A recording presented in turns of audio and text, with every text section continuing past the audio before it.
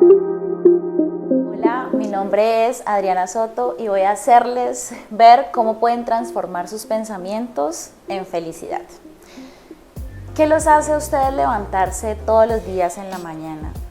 ¿Qué es lo que les genera a ustedes ese propósito de vida? ¿Qué es lo que hace que todos los días vayamos a trabajar y tratemos de hacer cosas en nuestro día a día? Pero lo más importante es cómo nosotros logramos hacer que todas las cosas que funcionamos día a día puedan ser satisfactorias. Cómo lidiamos con los retos que a veces no están en nuestro alcance y nos generan tanta insatisfacción. ¿Qué hacemos para poder tratar de estar tranquilos a pesar de estar padeciendo ciertas dificultades con el tráfico, con nuestras emociones, con nuestra pareja, con nuestros hijos? Cosas que muchas veces se salen de nuestro alcance, pero finalmente hacen parte del día a día. Todo esto es el bienestar emocional. Básicamente es una forma en donde nosotros nos damos cuenta qué es lo que finalmente importa y qué es lo que de verdad tiene sentido para nosotros.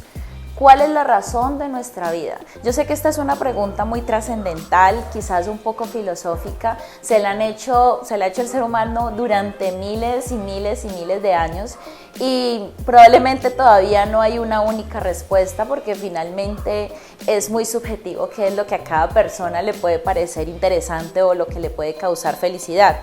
Sin embargo, tenemos que tener en cuenta que esto es algo que a todos nos incumbe, que a todos nos pasa y finalmente pues debemos de entrar en acción en relación a esto.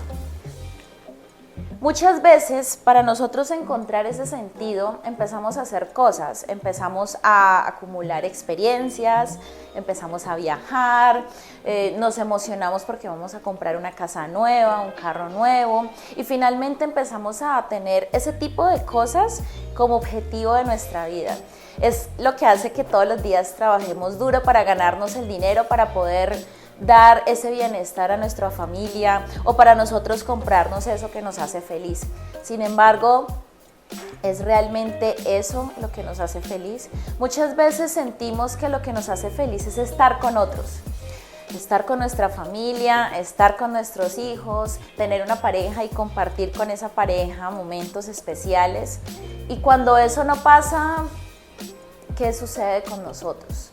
Como psicóloga clínica en más de 12 años de experiencia profesional, podría decirles sin temor a equivocarme que más del 90% de las consultas están relacionadas con personas que no se encuentran felices, con personas que se encuentran insatisfechas por diferentes situaciones de vida. Porque su pareja ya no está con ellos, porque sus hijos tienen alguna situación o mal comportamiento, porque finalmente no han logrado encontrar ese trabajo que los haga sentir bien, porque no saben qué hacer con sus vidas, porque finalmente no hallan ese propósito que les genera felicidad, porque quizás el viaje, el carro, la casa no es algo que finalmente les genere a ellos eso que realmente necesitan para estar bien.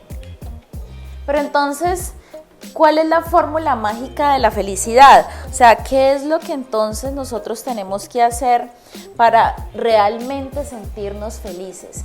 ¿Qué es lo que nosotros deberíamos trabajar todos los días para poder estar bien? Esa es una situación que quizás se la han preguntado filósofos por muchísimo tiempo y una de las primeras fuentes de esa revelación mágica viene de hace más de 2000 años con los filósofos estoicos. Epicteto, Marco Aurelio, muchos de ellos revelaban algo que parece simple pero que es muy difícil de hacer en nuestro día a día. Primero, entender que las cosas que no dependen de mí no deberían de causarme intranquilidad. ¿Eso qué significa? Que si hay algo que me ocurre, si hay una situación que se avecina a mi vida y no está en mi alcance, pues yo no debería de tenerla en cuenta. O sea, no debería de ser para mí importante. Sin embargo, muchas veces eso no es así, ¿no? Entonces, si yo estoy con una pareja y mi pareja me deja, pues mi mundo se acaba porque yo he construido en relación a esa pareja unas expectativas, unos sueños, una vida, un montón de cosas que finalmente cuando eso se termina me generan frustración, infelicidad. ¿O qué pasa entonces cuando yo estoy en un trabajo al que le he dado todo y un día cualquiera mi jefe me dice, mira, muchas gracias por tus servicios, pero ya no son requeridos?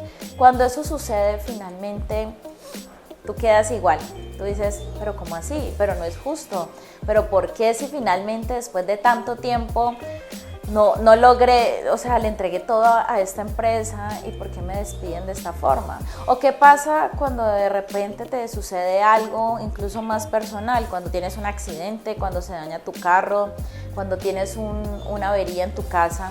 Pues finalmente nos frustramos, nos enojamos, o algo peor todavía, el tráfico. Voy tarde para un evento, el tráfico está supremamente pesado y eso hace que yo llegue tarde. ¿Qué sucede cuando eso pasa? Bueno, pues finalmente nada. ¿Qué es lo que hace usualmente el ser humano cuando todo este tipo de situaciones suceden? Se genera estrés, se genera cortisol, ¿sí? Una hormona que generalmente causa disconfort. Pero cuando nosotros estamos atascados en un tráfico, nosotros no podemos hacer nada, nosotros no podemos salir corriendo. Históricamente el ser humano, en la edad de piedra, cuando tenía un tigre enfrente suyo, desplegaba una serie de reacciones fisiológicas llamadas estrés para poder correr rápidamente y salir de esa situación, y con eso salvaba su vida.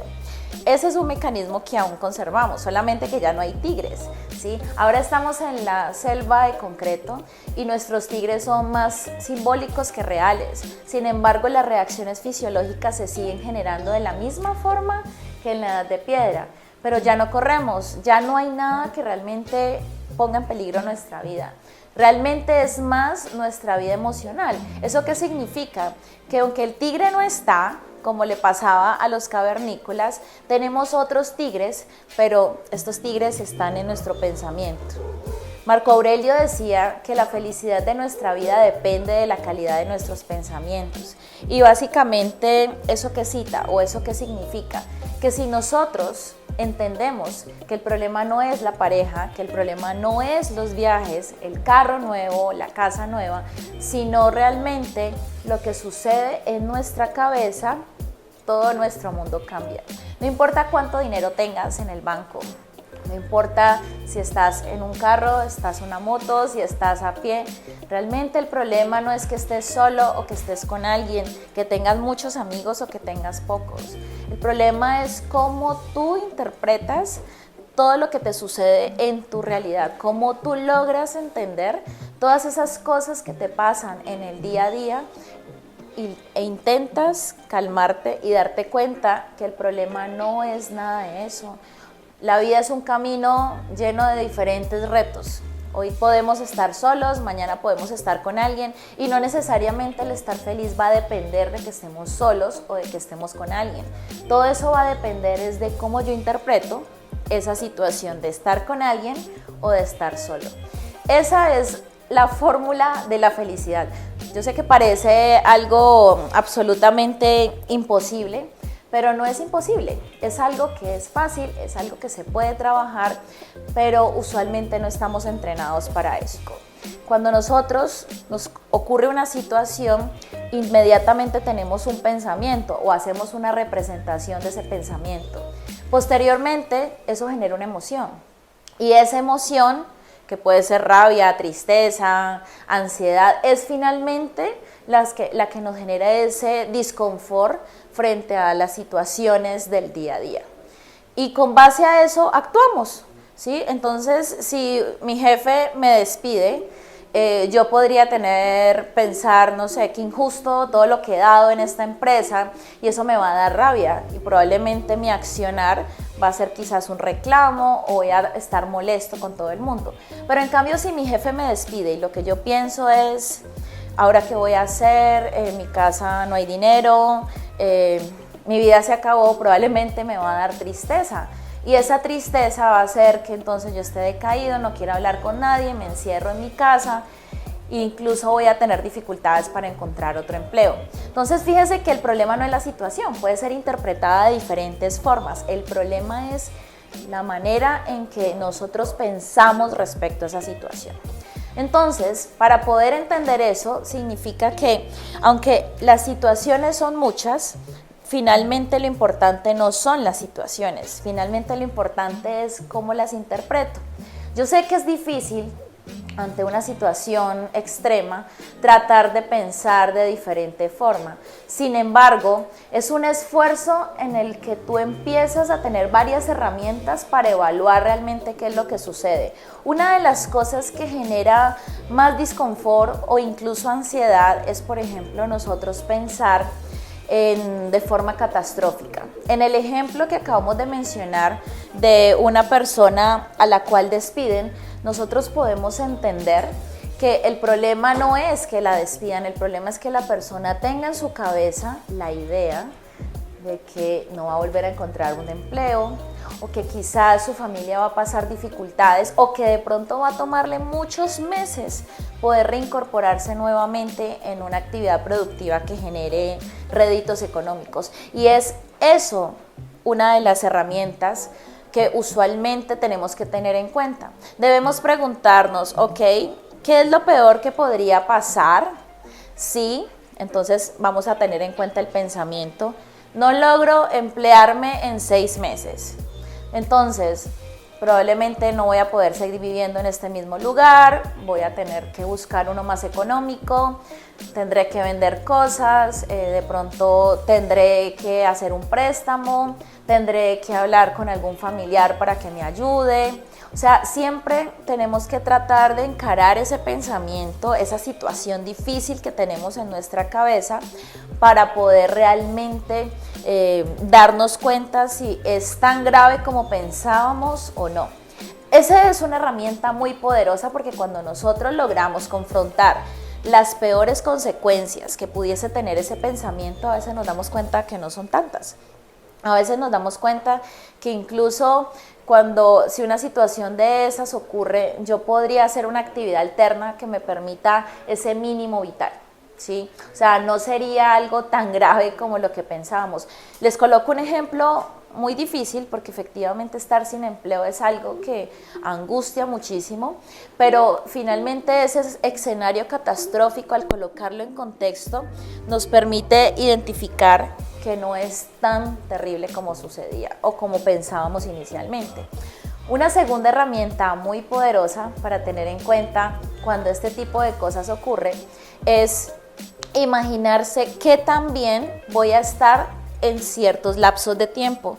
Entonces, por ejemplo, si yo termino una relación de pareja, es probable que esté devastada y que hoy esté mal, mañana estoy mal, probablemente dentro de una semana seguiré estando mal, pero quizás dentro de un mes voy a estar un poco mejor, pero quizás en 6 meses voy a estar realmente mucho mejor, y en un año es probable que incluso ya esté con otra persona, o si estoy sola, pues voy a estar realmente muy tranquila en relación a eso. Esta segunda herramienta es muy valiosa porque cuando tú pones en perspectiva un lapso de tiempo y entiendes e identificas que incluso por más terrible que sea una situación hoy, en un periodo determinado voy a estar mejor, te das cuenta que la gravedad a la que le estás otorgando esa importancia realmente no es tanta. Eso es algo que nos ayuda a tener esa perspectiva, sobre todo cuando nosotros sentimos mucho agobio por esas situaciones que no logramos controlar. Una tercera herramienta para poder tener muy presente en estos casos es pensar en la perspectiva de otro. O sea, si esto le estuviera pasando a otra persona, y en ese momento debemos de pensar en alguien que tengamos en nuestra cabeza, un primo, una tía, un amigo, alguien diferente. ¿Qué haría esa persona? ¿Qué pasa, por ejemplo, si yo tengo miedo de hablar en público, de salir a hacer una exposición, sea con compañeros de clase o sea con colegas de trabajo? Entonces es probable que yo en ese momento empiece a tener pensamientos en relación a me voy a equivocar, se van a reír de mí, bueno, un montón de cosas que hace que tenga ansiedad y probablemente se obstaculice mi proceso natural dentro de esta actividad. Cuando nosotros pensamos en la perspectiva de otro, entonces decimos, bueno, si fuera María, si fuera Juan, si fuera Carlos el que estuviera en mi posición, ¿él qué haría? Ok, no, nada, saldría y no le importaría. Probablemente lo haría muy bien. Probablemente si se ríen, se reiría con todos. Entonces cuando yo pienso en lo que otro haría, yo empiezo a tener un distanciamiento dentro de mis pensamientos y trato de imaginarme que otra persona probablemente tendría un accionar diferente. Esto usualmente es muy poderoso, sobre todo cuando nosotros empezamos a imaginarnos el peor escenario. Este peor escenario suele ser muy difícil, sobre todo cuando nosotros no logramos entender de qué forma nos logramos distanciar y ver de manera objetiva las reales situaciones y cómo de verdad objetivamente se podría actuar frente a ellas. Otra herramienta muy interesante, la cuarta, es poder hacer un análisis de escenarios. ¿Eso qué significa? Que yo debo de sacar ante una situación cualquiera en donde tengo un pensamiento que me causa ansiedad, tristeza, rabia, una posibilidad de al menos 3 escenarios. El más probable, el peor y el ideal o el escenario feliz. ¿Eso qué significa? Que en el escenario feliz pues me va muy bien, ¿sí? Entonces vamos a colocarlo con el tráfico de nuevo. Entonces voy para una reunión, no hay tráfico, los semáforos están todos en verdes y llego antes de lo previsto. Ese es el escenario feliz. ¿Cuál es el peor escenario? Me encuentro accidentes, las vías están tapadas, el tráfico está peor que de costumbre, llego tarde, todos se enojan conmigo y todos me ven mal porque no fui cumplido. ¿Y cuál es el escenario más esperado? Que el tráfico esté lo usual, que finalmente me tarde lo que normalmente me tardo en llegar y que si salgo con un tiempo adecuado pues voy a poder cumplir con la cita o con la reunión a la que voy. Usualmente cuando hacemos esos análisis de los 3 escenarios nos damos cuenta que las cosas no son tan graves como pensamos y que incluso si le otorgamos un número estadístico a cada uno de los escenarios nos podríamos dar cuenta de que realmente hay una gran probabilidad de que el escenario más probable sea el que ocurra en lugar del escenario catastrófico. Probablemente el catastrófico tenga un 5 o 10% de probabilidad y el escenario más probable del 80 o 90%. Entonces, ¿eso qué significa? Que cuando nosotros gastamos mucho tiempo pensando en el escenario catastrófico, nos olvidamos de que es poco probable que ocurra. Es muy importante que cuando nosotros tengamos una emoción que nos confronte como rabia, tristeza, frustración, antes de acusar la situación o de sentirnos miserables o de autocompadecernos, entender qué es lo que estamos pensando, pues usualmente no somos conscientes de lo que pensamos, sino de la emoción que sentimos y ella nos agobia. Cuando nosotros pensamos o reflexionamos en nuestras ideas es que realmente logramos entender por qué nos sentimos como nos sentimos. Pues es el pensamiento el que nos genera la emoción. Agradezco mucho la atención.